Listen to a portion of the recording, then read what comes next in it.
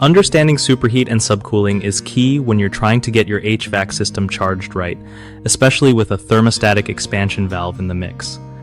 Okay, so here's the thing.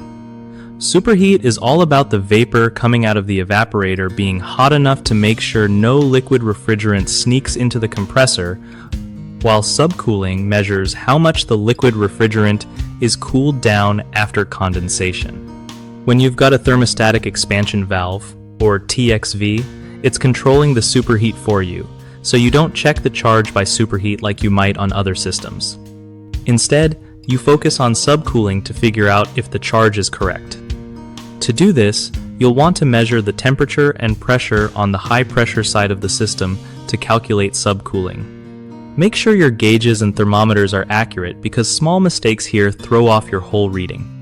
Also, remember that TXV systems can react slower to changes, so let the system stabilize before taking any measurements. If you're not sure about your readings, double-check them or compare against manufacturer specs.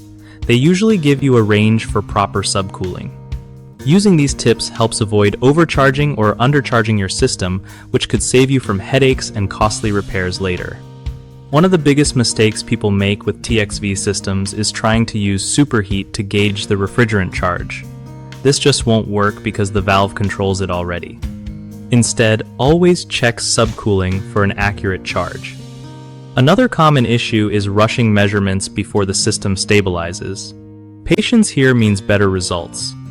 Lastly, relying on outdated or incorrect manufacturer specs can mess things up. Always get the latest data for your specific system to avoid errors. BigHomeProjects.com is great because it helps homeowners connect with reliable local contractors who really know their stuff about HVAC and other home fixes. Plus, it gives contractors a solid way to find new clients who need their skills, making it a win-win all around.